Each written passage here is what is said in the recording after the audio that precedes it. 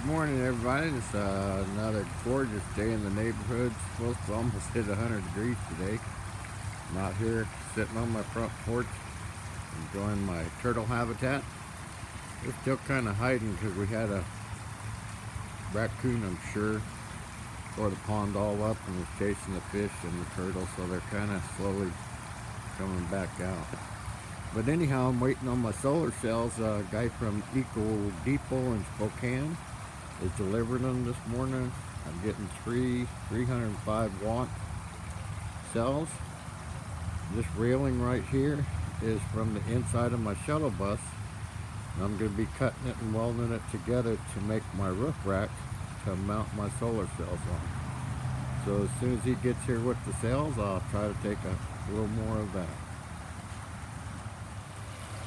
Guys here with my solar cells. We're getting ready to unload them. I'm going to go talk to them.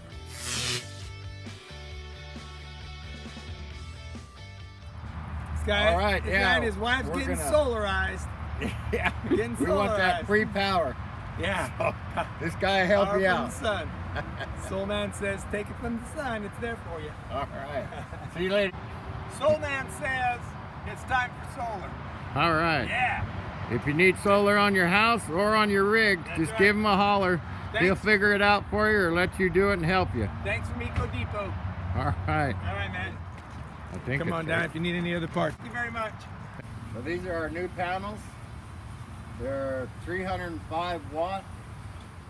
Yeah, they're ITEK Energy IT305 SEs, or 33 on the voltage. And the amps are 9.8.